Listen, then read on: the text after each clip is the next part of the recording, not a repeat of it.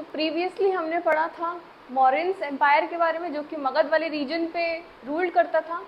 मगध वाले रीजन पे उनकी जो कैपिटल थी वो पाटलिपुत्र थी, जो कि पटना और गया वाले रीजन और बिहार को ऑक्यूपाइड करती थी। तो आज हम उन्हीं मौर्यंस एम्पायर के जो प्रोमिनेंट रूलर थे, जैसे कि चंद्रगुप्त थे, बिंदुसार थे, अशोक थे, और उनके जो वीक रूलर आए जैसे कि बृहदत्त थे, उन्हीं के बारे में थोड़ा सा और जानेंगे कि कैसे मौर्यंस की एक्सपेक्ट्स थे। एक्सपेक्ट्स मतलब क्या क्या विशेषताएं थी इनके एम्पायर में, जैसे कि इनके हम एडमिनिस्ट्रेशन सर्विसेज के बारे में जानेंगे, इनकी हम सोसाइटी के बारे में जानेंगे, इनकी हम आर्ट एंड आर्किटेक्चर के बारे में जानेंगे, और जानेंगे इसमें कि इनका किस तरीके से पतन हुआ, मतलब डिक्लाइन हुआ। तो आज का टॉपिक है एक्सपेक्ट्स ऑफ मौर्यन एम्पायर।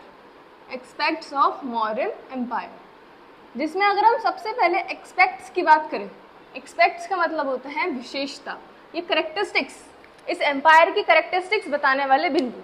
अगर हम फर्स्ट बिंदु की बात करें तो फर्स्ट एक्सपेक्ट्स है इनका एडमिनिस्ट्रेटिव या एडमिनिस्ट्रेशन, जिसका मतलब होता है प्रशासन। तो अगर हम इनके प्रशासन की बात करें तो इनका प्रशासन कैसा था, तो अगर हम इनके प्रशासन की बात करते हैं तो इनका जो प्रशासन था वो सप्तांग राज्य के कॉन्सेप्ट पे चलता था। अब सप्तांग राज्य क्या है, मतलब सप्तांग राज्य एक 7 कंपोनेंट्स का कंपाइल, मतलब 7 कंपोनेंट्स हैं उसमें, मतलब 7 प्रकार की चीजें हैं जो एक राज्य के अंदर होना चाहिए, जो कि किसने दिया था, जो कि कौटिल्य ने, जिनको हम नॉर्मली चाणक्य के नाम से जानते हैं, और जिनका उनका ओरिजिनल नेम जो था वो विष्णुगुप्त था। उन्होंने अपनी बुक, जो उन्होंने किताब लिखी है अर्थशास्त्र में गिवन है, उन्होंने अर्थशास्त्र बुक में इस सप्तांग राज्य के बारे में वर्णित या मतलब बता रखा है कि क्या सप्तांग राज्य होना चाहिए। तो उन्हीं सप्तांग राज्य के बारे में हम बात करेंगे। अगर हम इनकी फिर भी एडमिनिस्ट्रेशन के बारे में बात करते हैं तो इनकी जो एडमिनिस्ट्रेशन थी वो हाईली सेंट्रलाइज थी, मतलब हाईली सेंट्रलाइज थी, मतलब केंद्रित थी। सेंट्रलाइज थी मतलब जो केंद्र था वो राजा था, मतलब जिसको वो स्वामी बोलते थे। तो हम स्टार्ट करते हैं 7 कंपोनेंट। तो इसके अंदर सबसे पहला जो इनकी जो एडमिनिस्ट्रेशन थी वो बेस थी सप्तांग राज्य थ्योरी, जो कि चाणक्य ने दी थी अपनी बुक अर्थशास्त्र, जिसका मतलब होता है 7 कंपोनेंट्स। इसका मतलब होता है 7 कंपोनेंट्स इन द स्टेट्स। तो उन्हीं 7 कंपोनेंट्स के बारे में हम जानेंगे। तो फर्स्ट कंपोनेंट्स की अगर हम बात करें तो फर्स्ट कंपोनेंट है इनका स्वामी, स्वामी जिनको किंग बोलते हैं। स्वामी जो है एक अच्छा किंग, एक अच्छे स्टेट की नींव रखता है, मतलब एक अच्छा किंग एक अच्छा राज्य बनाता है। इनका मानना ये था, कौटिल्य का मानना ये था कि एक अच्छा राजा एक अच्छे राज्य की नींव रखता है, और यही एक आत्मा है इन 7 कंपोनेंट्स की। मतलब सप्तांग राज्य की जो आत्मा अगर हम बात करें तो सप्तांग राज्य की जो आत्मा है वो किंग है। इनके बाद इनके सेकेंड कंपोनेंट आता है अमात्य, जिसका मतलब है मिनिस्टर्स, जो कि किंग को सहायता करेंगे निर्णय लेने में। मतलब कुछ भी डिसीजन है तो किंग अकेला तो निर्णय ले नहीं सकता, कि इतना बड़ा राज्य है वो कैसे लेगा इतने बड़े राज्य का डिसीजन अकेले। तो उसकी सेवा के लिए मिनिस्टर्स होते थे, जिनको वो अमात्य बोलते थे। उस टाइम पे, मॉडर्न टाइम पे, वो लोग अमात्य मतलब मिनिस्टर्स से डिनोट होते थे। जैसे कि अलग अलग मिनिस्ट्रीज के हेड थे। जैसे एट प्रेजेंट हमारे यहाँ पे पोर्टफोलियो सिस्टम चलता है। अगर हम इंडिया के कॉन्स्टिट्यूशन की बात करें तो हमारे यहाँ पे पोर्टफोलियो सिस्टम है, मतलब एक मिनिस्टर्स के बाद अपनी एक मिनिस्ट्री है। जैसे एजुकेशन मिनिस्ट्री है, ट्रेड एंड कॉमर्स मिनिस्ट्री है, टूरिज्म मिनिस्ट्री है, एग्रीकल्चर मिनिस्ट्री है, फाइनेंस मिनिस्ट्री है। इसी तरीके से यहाँ पे मिनिस्टर्स अपनी अपनी मिनिस्ट्रीज के अंदर काम करते थे और राजा का काम बटाने में हेल्प करते थे। उनको पूरे साल की रिपोर्ट देते थे और बताते थे कि आज इस फील्ड में इस चीज़ के डिसीजन आपको लेना पड़ेगा जो कि प्रजा के हित में हो। सेकेंड आता है या थर्ड आता है, थर्ड कंपोनेंट आता है जनपद, जिसको टेरिटरी बोलते थे। अब जनपद कैसे, अब जब राजा हो गया, मिनिस्टर्स हो गया, तो वो रूल करने के लिए उसकी एक टेरिटरी तो होनी चाहिए, एक बाउंड्री तो होनी चाहिए जहाँ कहाँ पे वो रूल करेगा। ऐसा तो है नहीं कि वो हर जगह रूल करेगा, उसकी अपने एक निर्धारित बाउंड्री होगी जिसमें ही तो वो रूल करेगा, तो उससे जनपद होनी चाहिए। और जनपद कहाँ फ्लरिश होती है इस टाइम की, जनपद गंगैटिक वैली के टाइम पे फ्लरिश हो, या फिर कुछ ऐसी एरिया की तरफ हो जहाँ पे उनको ज़्यादा एग्रीकल्चर प्रोडक्टिविटी मिले। एग्रीकल्चर प्रोडक्टिविटी मतलब कृषि उत्पादन जहाँ पे सबसे ज़्यादा हो, ये वहीं पे अपनी जनपद या टेरिटरी को बनाते थे। फोर्थ आता है दुर्ग,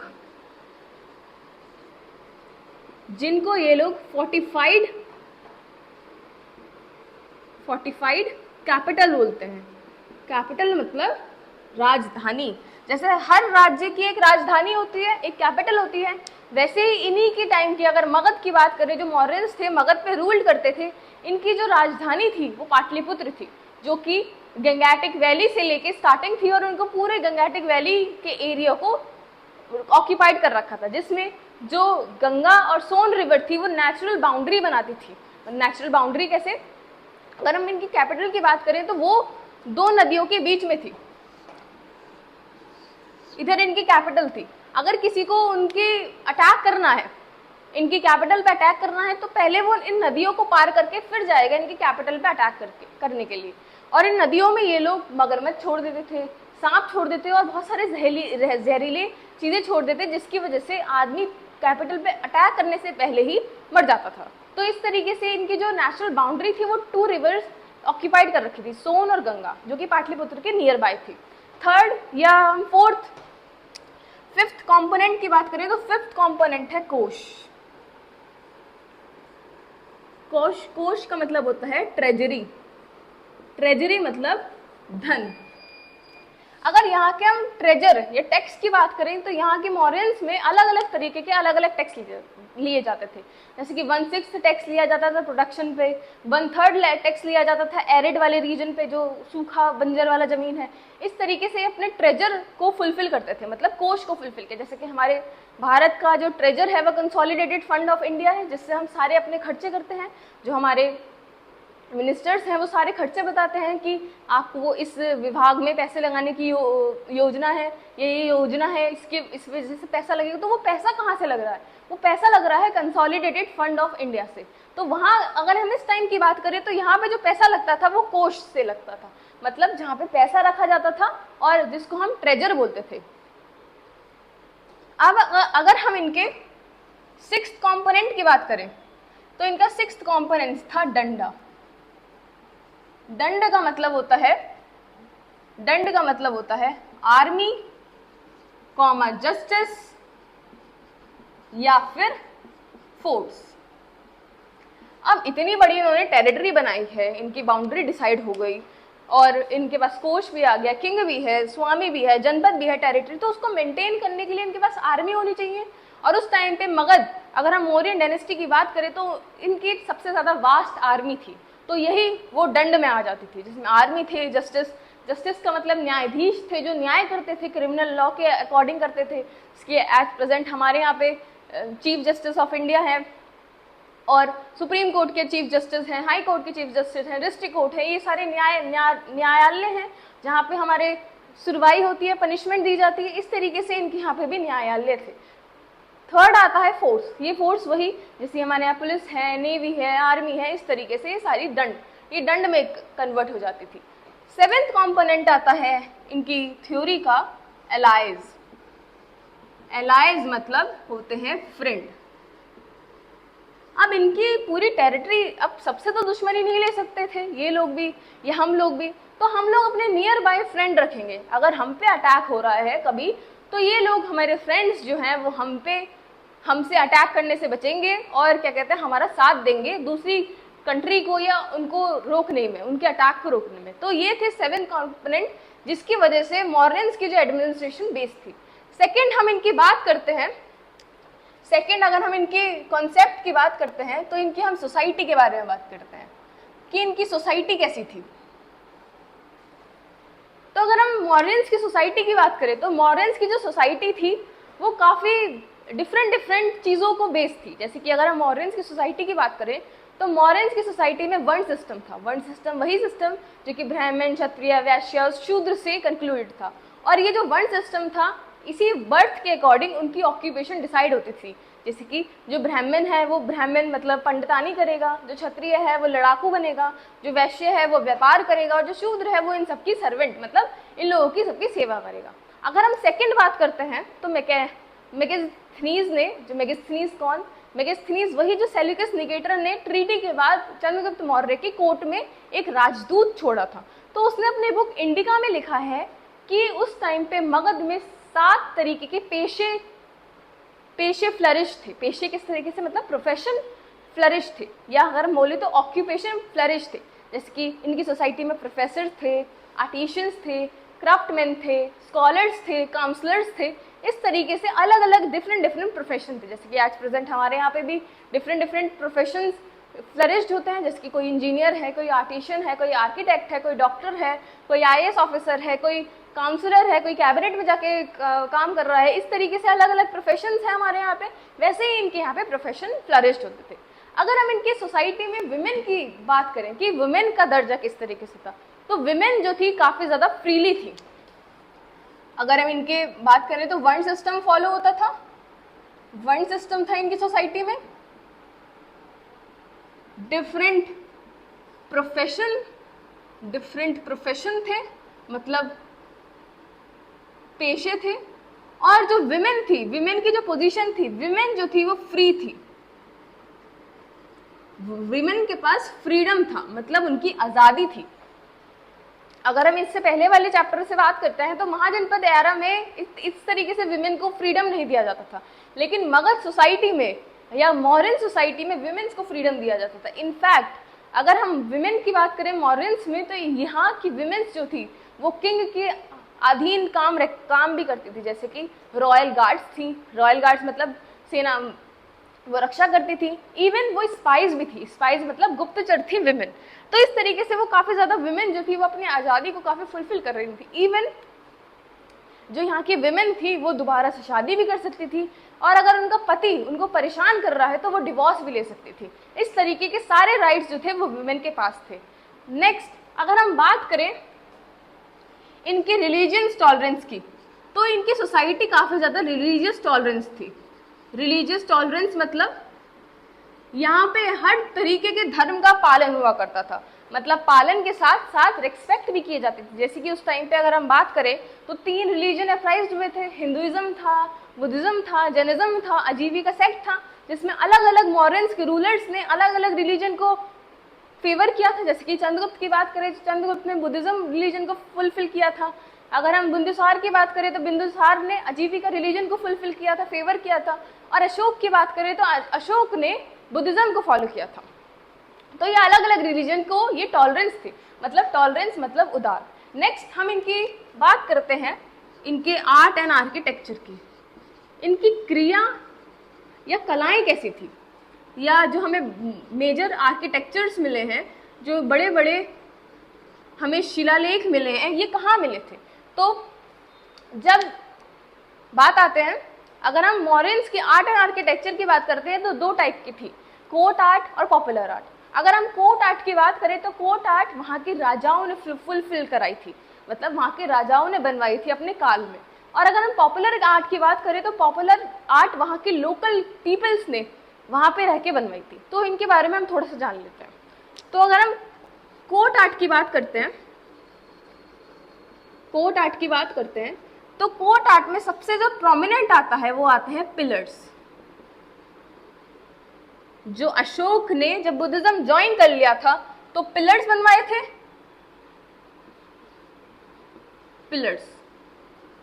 पिलर्स पे अलग अलग मैसेज लिखवाए थे, इंस्क्रिप्शन मतलब शिलालेख बनवाए थे पिलर्स के ऊपर, जो कि एक बड़े पत्थर से बने। अगर हम इसका स्ट्रक्चर देखें पिलर का, जिसके ऊपर जो कि एक ही पत्थर से बना रहते थे पिलर्स, उसके ऊपर एक लोटस शेप की या फिर बेल शेप की एक कैपिटल रखी जाती थी, और उसके ऊपर एक एबेकस रखा जाता था, मतलब प्लेटफॉर्म रखा जाता था जो कि रेक्टेंगुलर था, और उसके ऊपर ये एनिमल कैपिटल रखते थे। यहाँ पे एनिमल कैपिटल रखते थे। एनिमल कैपिटल मतलब किसी भी एनिमल को बिठा देते थे, जैसे कि बुल को बिठा देते थे, यहाँ पे एलिफेंट्स को बिठा देते थे, लायन को बिठा देते थे। इस तरीके की कैपिटल को अपने अलग अलग प्रीचिंग या अलग अलग मैसेज के थ्रू बताते थे। ये एबेकस हो गया, ये इन्वर्टेड लोटस हो गया, और ये बेस हो गया। इस तरीके से इनका पिलर जो इंस्क्रिप्शन था इस तरीके से था। अगर हम मोस्ट प्रोमिनेंट पिलर एग्जाम्पल की बात करें तो lion, the lion capital of Ashok, जो सारनाथ वाराणसी उत्तर प्रदेश में प्रेजेंट है, जो कि हमारे इंडिया का नेशनल एम्बलम भी है, मतलब राष्ट्रीय चिन्ह भी है, राष्ट्रीय प्रतीक भी है, वो सबसे ज़्यादा इसी टाइम पे बनवाया था अशोक ने। सेकेंड, अगर हम बात करते हैं इनके कोट आर्ट में अलग आर्ट एंड आर्किटेक्चर की, तो वो आती है रॉक कट, वो आती है rock cut caves.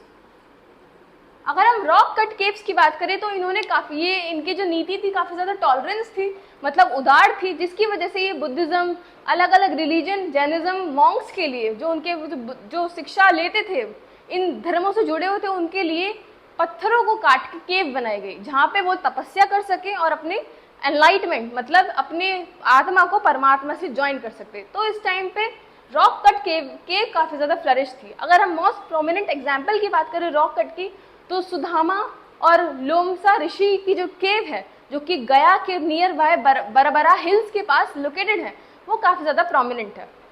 Next coat art की फीचर्स आता है स्तूप्स। नेक्स्ट अगर हम कोट आर्ट की बात करते हैं तो आते हैं स्तूप्स।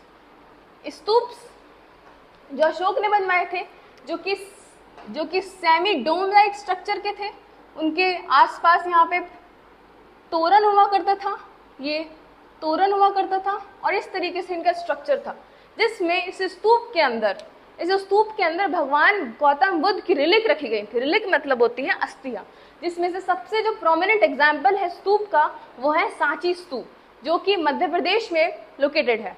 नेक्स्ट हम इनकी बात करते हैं पॉपुलर आर्ट की। पॉपुलर आर्ट जो कि लोकल्स ने बनवाई थी। पॉपुलर आर्ट्स जिसमें सबसे ज्यादा प्रोमिनेंट है फ्री स्टैंडिंग फिगर, जो कि काफी ज्यादा पॉपुलर थे। अब ये लोकल्स जो थे ये बुद्धिज्म और जैनिज्म को इतना ज्यादा मानते नहीं थे, तो ये अपने ही भगवान को मानते थे, जिसमें सबसे जो प्रोमिनेंट है वो थे यक्ष और यक्षिनी। यक्ष जो कि प्रोटेक्टर मतलब रक्षक माने जाते थे, और यक्षिनी जो थी वो फर्टिलिटी मतलब उर्वरकता की गॉड मानी जाती थी। तो लोकल्स जो थे इन्हीं यक्ष और यक्षिनी की पूजा करते थे, और इनकी एक फ्री स्टैंडिंग फिगर बनाई थी, मतलब एक स्टैंडिंग फिगर्स बनाई थी, उनकी ये पूजा करते थे।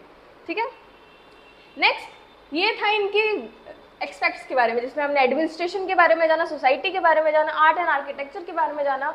अब हम इनके बारे में जानेंगे इनके डिक्लाइन के बारे में, कि ये जो इतनी बड़ी एम्पायर था, डिक्लाइन ऑफ मौर्यंस, ये जो इतना बड़ा एम्पायर था, जिनके जो प्रोमिनेंट रूलर थे अशोक, उन्होंने पूरा अखंड भारत बनाया था, तो इनका डिक्लाइन किस तरीके से हुआ, इनके डिक्लाइन के बारे में जानते हैं। तो इनके डिक्लाइन का सबसे बड़ा कारण था इनके वीक सक्सेसर, मतलब कमजोर उत्तराधिकारी, जो कि इतने ज्यादा कमजोर थे, जो कि पूरे अखंड भारत को कंट्रोल ही नहीं कर पाए। अब जब कंट्रोल नहीं कर पाए तो सब लोग तितर मितर हो गए, तब सब लोग उनकी जो किंगडम था वो डिफरेंट पार्ट में टूट गया, जिसकी वजह से पूरे मौर्यन एम्पायर का पतन हो गया। सेकेंड रीजन आता है इनका हाईली सेंट्रलाइज्ड बॉडी। अभी हमने देखा था इनकी प्रशासन के बारे में, अगर हम इनके मौर्यंस के प्रशासन की बात करें तो इनकी काफी ज्यादा केंद्रित सरकार थी। अब जब कोई स्ट्रांग रूलर ही नहीं रहा इस केंद्रित सरकार को संभालने के लिए, तो जो केंद्रित सरकार थी वो डिफरेंट लोकल ट्राइबल मैन, मतलब लोकल जनजातीय किंग के पास चली गई थी, जिनको काफी ज्यादा मुश्किल हो रही थी इस पूरे एम्पायर को संभालने के लिए। थर्ड अगर हम बात करते हैं तो ट्रेजर लॉस या drain of treasures drain. Treasure drains का मतलब होता है, अब जब इनके वीक सक्सेसर पूरे अखंड भारत को संभाल नहीं पाए तो वो कोष भी, उनका कोष भी खाली हो गया। जब वो कुछ करते नहीं है तो उन्होंने अपनी सारी जो संपत्ति थी वो शौक और मौज में, मतलब इंजॉयमेंट में निकाल दी, जिसकी वजह से इनका जो ट्रेजर था वो भी खत्म हो गया। अब जब ट्रेजर खत्म हो गया तो जो इनकी पूरी इतनी बड़ी आर्मी थी उसको मेंटेन करने के लिए तो पैसे चाहिए होते, उनके पास पैसे नहीं थे, जिसकी वजह से पूरी आर्मी भी छोटे छोटे पार्ट में डिवाइड हो गई और उन्होंने अपने राजा का साथ देने से मना कर दिया। फोर्थ रीजन आता है फॉरेन इन्वेजन का। फॉरेन इन्वेजन, इनके टाइम पे अलग अलग डायनेस्टीज आई थी। जैसे कि अगर हम बात करें प्रोमिनेंट डायनेस्टीज दो थी यहाँ की, वो थी शुंग एम्पायर और ग्रीक, जिन्होंने अपना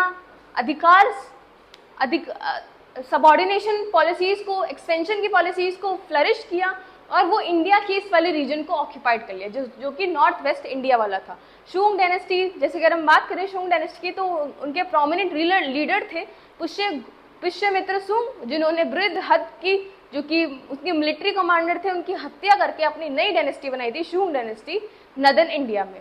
फिफ्थ रीजन आता है इनका, फिफ्थ रीजन आता है अशोक्स पॉलिसीज। अशोक पॉलिसीज, अशोक की जो पॉलिसीज थी आफ्टर द बुद्धिज्म ज्वाइन करने के बाद, वो काफी ज्यादा लिबरल हो गया था। लिबरल मतलब उदार हो गया था। उसे अब शस्त्र से, स्वॉर्ड से, तलवार से नफरत हो गई थी, उसे अब खून बहाने से नफरत हो गई थी। तो जब उसे खून बहाने से नफरत हो गई तो वो एक एम्बिशियस, मतलब अगर हम बोले तो काफी ज्यादा महत्वाकांक्षी राजा नहीं बन पाया, जिसकी वजह से जो उसकी पूरी आर्मी थी वो उसका साथ नहीं देती है कि हमारा राजा तो उदार बन गया, अब हम किसको अपना मालिक बनाए, कौन हमसे, अब जब ये लड़ ही नहीं रहे तो हमारा क्या काम है, आर्मी का क्या काम है। अगर कोई व्यक्ति लड़ ही नहीं रहा तो उसको आदमी या बॉडीगार्ड रखने की कोई जरूरत ही नहीं, क्योंकि वो तो लड़ ही नहीं रहा है। तो ये अशोक की पॉलिसीज की वजह से भी मौर्यन एम्पायर जो था डिक्लाइन हो गया। तो ये सारे रीजन थे जिसमें हमने अभी जाना कि मौर्यन एम्पायर के प्रोमिनेंट रूलर थे, जिनकी क्या एडमिनिस्ट्रेशन थी, क्या सोसाइटी थी, क्या आर्ट एंड आर्किटेक्चर था, और किस तरीके से इनका डिक्लाइन हुआ। नेक्स्ट चैप्टर में हम पढ़ेंगे बुद्धिज्म और जैनिज्म के बारे में, कि क्या बुद्धिज्म बोलता है, क्या जैनिज्म बोलते हैं, कि कैसे आप अपनी आत्मा को परमात्मा से मिलन कर सकते हैं, मतलब कैसे आप निर्वाण या एनलाइटमेंट की प्राप्ति कर सकते हैं।